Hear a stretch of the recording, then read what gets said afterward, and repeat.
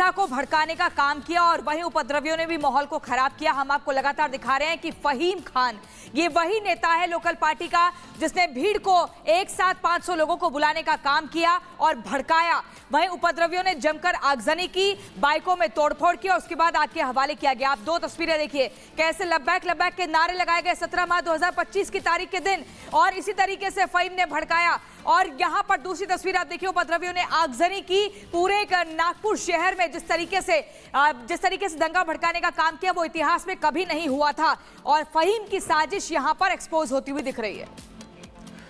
और अब आपको पूरे हिंसा की जो क्रोनोलॉजी है वो समझा देते हैं, किस तरीके से वहां पर हिंसा की गई, कौन कौन वहां पे मास्टरमाइंड था और आखिर क्या कुछ रहा पूरे हिंसा के दौरान, जरा वो भी समझ लीजिए। देखिए, नागपुर हिंसा की जो क्रोनोलॉजी है वो अगर समझाना है आपको तो जरा समझिए कि एफआईआर में क्या कुछ दर्ज किया गया है। एफआईआर के अनुसार फहीम शमीम खान ने थाने के सामने पहले भीड़ को इकट्ठा किया, पहले यहां पर लोगों को बुलाया गया। भीड़ ने कुछ लोगों पर केस दर्ज करने की यहां पर मांग की है जो लोग वहां पे मौजूद थे। गणेश पेट के थाने में 9 के खिलाफ यहां पर केस दर्ज किया गया है। पुलिस ने भीड़ को समझाकर वापस भेज दिया। हालांकि देखिए, पहले समझा के वापस भेजा गया, इसके बाद फहीम ने लोगों को फिर से वापस बुलाया, फिर से उन्हें बरगलाया गया। शाम 4 बजे शिवाजी की प्रतिमा के सामने प्रदर्शन किया गया चंद लोगों की ओर से। प्रतिमा के सामने सैकड़ों लोग पहुंच गए और यहां पे लोग जमा हो गए, धीरे धीरे लोग जमा होने के शुरू भी हो गए। पुलिस की अपील के बाद भी भीड़ वहां पर मौके से नहीं हटी, यानी कि जो भीड़ थी वो हटने को तैयार नहीं थी, प्लानिंग करके आई थी। मुस्लिम भीड़ ने हिंदू लोगों के खिलाफ नारेबाजी की, पहले यहां पे जम के नारेबाजी की गई। भीड़ ने वहां मौजूद पुलिस वालों पर हमला बोल दिया, अटैक कर दिया। याद होगा निकेतन जो डीसीपी थे वो घायल भी हो गए हैं। महिला जो पुलिसकर्मी वहां पे थी उनके साथ भी अश्लील हरकत की गई, अभद्रता की गई, अश्लील वहां पे इशारे किए गए, उनकी वर्दी भी खींची गई। इसी के बाद गलियों में तोड़फोड़ पथराव शुरू हो गया। तो देखिए, देखते देखते जो सैकड़ों लोग थे वो घुस गए गलियों में और घुस के गलियों में उनकी ओर से तोड़फोड़ शुरू कर दी गई। तो देखिए, जो पूरा का पूरा घटनाक्रम रहा वो समझाया मैंने आपको कि कैसे हिंसा को अंजाम दिया गया। तो एमडीपी नेता फहीम खान का नाम बार बार सामने आ रहा है, लेकिन जतिन आपसे समझना चाहेंगे पुलिस प्रशासन की जो टीम लगातार जांच कर रही है उसमें क्या कुछ सामने आ रहा है? आखिर ये फहीम ने लोगों को भड़काने का काम क्यों किया? क्यों एक जगह इतनी भारी तादाद में भीड़ को बुलाया? और कुछ नारेबाजी भी लग रही थी, कुछ शब्दों का भी इस्तेमाल किया जा रहा था, उसका मतलब क्या है?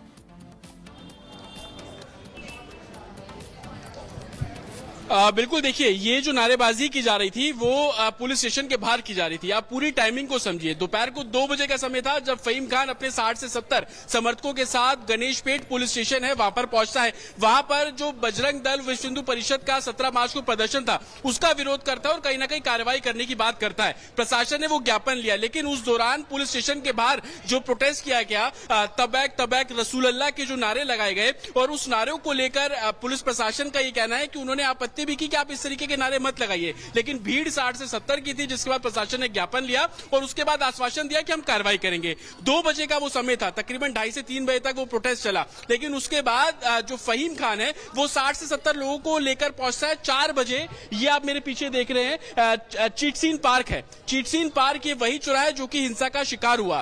फहीम खान 4 बजे उन्हीं 60-70 लोग जो कि थाने के बाहर प्रोटेस्ट कर रहे थे उनको लेकर चीटसीन पार्क पहुंचता है।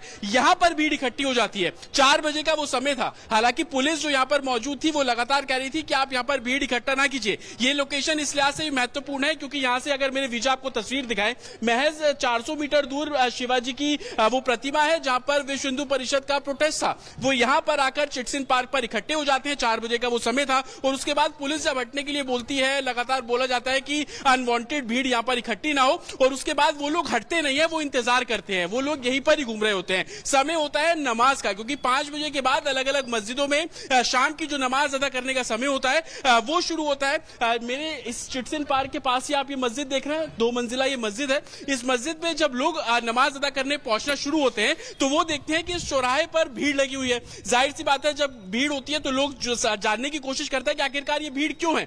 लोगों के बीच में चर्चा और अफवाह, जिसका जिक्र प्रशासन लगातार कर रहा है कि अफवाह के चलते ये पूरी हिंसा हुई, वो अफवाह यहां से 4 बजे से फैलना शुरू होती है। लोग नमाज अदा करने अंदर जाते हैं। ये मस्जिद में आपको फिर से दिखा दूं, इसी तरीके से इस इलाके में और जो दूसरी मस्जिद है वहां पर भी इसी तरीके से चर्चा होना शुरू हो जाता है कि चिटसिन पार्क में बड़ी संख्या में जो भीड़ है वो इकट्ठी है। फहीम खान जो कि नेता है, अगर नेता यहां पर है तो जरूर कोई बड़ा मसला होगा, जरूर कोई बात होगी। तो नमाज अदा करने के बाद जब लोग बाहर निकलते हैं, जो भीड़ यहां पर 4 बजे 60 से 70 लोगों की थी, वो भीड़ तकरीबन 100 से 150 की हो जाती है और उसके बाद जैसे ही जैसे अलग अलग ठीक है मस्जिदों में जतिन, नमाज महत्वपूर्ण जानकारी आप दे रहे हैं फिलहाल के लिए, आपका बहुत शुक्रिया। और इसी बीच अब अगली खबर उत्तर प्रदेश के संभल से आपको बताते हैं। देखिए, संभल की मस्जिद की पुताई का आज आखिरी दिन है। हाईकोर्ट के आदेश के बाद एएसआई की निगरानी में मस्जिद की पुताई लगातार हो रही थी और आज उसका आखिरी दिन है। पूरी खबर इस रिपोर्ट में भी दिखाएंगे, लेकिन पहले तस्वीरें आप देखिए। तस्वीरों के जरिए हम दिखा रहे हैं कैसे सफेद रंग की पुताई हो रही है और इस पुताई का आज आखिरी दिन है। संभल में रिपब्लिक भारत इस समय विवादित ढांचे के ठीक सामने खड़ा है। देखिए, पुताई का काम चल रहा है, लेकिन यहाँ पर मस्जिद कमेटी और एआईसीआई के देखिए अनुरोध के बाद यहाँ पर कोर्ट की तरफ से जो आदेश यहाँ पर मिला, एलईडी लाइट्स यहाँ पर लगा दी गई है, क्योंकि रमजान का महीना है। देखिए, ईद भी यहाँ पर करीब है, इसीलिए जब कोर्ट से मंजूरी मिली, अनुमति मिली, तो यहाँ पर कुछ देखिए एलईडी लाइट्स जो मस्जिद का जो फ्रंट वाला एरिया है वहाँ पर आपको दिखाई दे रहा होगा। लेकिन अभी देखिए इस हिस्से की पेंटिंग अभी बाकी है। पुताई का आज आखिरी दिन कहा जा रहा है, ऐसे में 1 से 2 दिन की अवधि जो है आगे बढ़ाई जा सकती है एएसआई के अनुरोध के बाद, क्योंकि मुस्लिम कमेटी के लोग यहाँ पर लगातार इसके पक्ष में कि हाँ कुछ वक्त अभी और दिया जाए पुताई के काम में। देखिए, एलईडी लाइट्स जगह जगह आपको दिखाई दे रही होगी। ये मस्जिद का फ्रंट हिस्सा, ये जो कुआं जिसका बार बार जिक्र हुआ, जो लगातार विवादों में, इस पर देखिए सुनवाई भी चल रही है कोर्ट के अंदर। यहाँ पर भी देखिए एलईडी लाइट्स यहाँ पर लगाए गए हैं ताकि रोशनी से जो है विवादित ढांचा जो है पुताई के बाद थोड़ा खूबसूरत यहाँ पर दिखाई दे।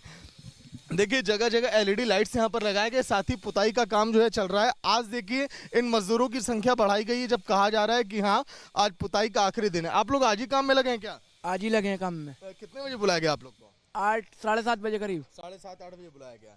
तो कुछ आप लोग को कहा गया पुताई को लेकर? हाँ, बुलाया था हमें पुताई को। बोला गया जल्दी से जल्दी किया जाए। हाँ, तो देखिए, जो मजदूर आज काम में लगाए गए आखिरी दिन, इनसे भी कहा गया कि जल्दी से जल्दी पुताई का काम आप लोग शुरू करें। आज इनकी संख्या बढ़ाई गई है, लेकिन अभी ऊपरी हिस्सा देखिए जहां पर पुताई का काम चल रहा था, लेकिन अभी इधर का देखिए हिस्सा पूरा हो चुका है। ये देखिए जो इधर का हिस्सा है, यहाँ पर पुताई का काम हो चुका है। यहाँ पर आप देखेंगे जगह जगह पर यहाँ पर लाइट्स भी लगाई गई है चारों तरफ। ये देखिए मस्जिद का जो ऊपरी हिस्सा है, यहाँ पर हम आपको दिखा रहे हैं कतारों में यहाँ पर लाइट्स भी लगी है। और ये जो देखिए हिस्सा आप देख रहे हैं, यहाँ पर पेंटिंग का काम, रंगाई पुताई का जो काम है वो इस समय पूरा किया जा चुका है। लेकिन अब आगे जो है एएसआई के अनुरोध के बाद क्या प्रक्रिया होगी, ये अब देखने वाली बात होगी, क्योंकि सजावट तो विवादित ढांचे की हो रही है, लेकिन अब जो वक्त और मांगा जा रहा है इस पर क्या फैसला होगा देखने वाली बात होगी। विजय अजय के साथ सागर मिश्रा, रिपब्लिक भारत।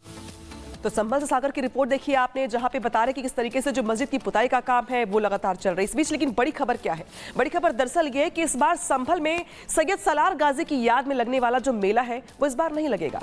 प्रशासन की ओर से इस बार इस मेले की परमिशन नहीं दी गई है। हालांकि योगी सरकार के इस फरमान के बाद समाजवादी पार्टी के मुखिया भड़क गए हैं। कई बातें उनकी ओर से कही जा रही हैं। पूरी खबर क्या है रिपोर्ट में दिखाते हैं।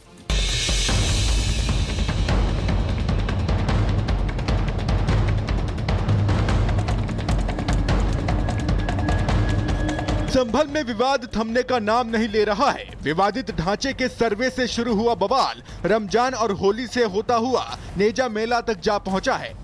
सोमनाथ के लुटेरे सैयद सालार मसूद गाजी की मजार पर लगने वाले मेले पर सरकार ने रोक लगा दी है। तो लुटेरे की याद में बिल्कुल नेजा नहीं गड़ेगा। अगर गड़ा तो राष्ट्रद्रोही हैं आप। अगर इस देश के हैं, आप भी कह रहे हैं सोमनाथ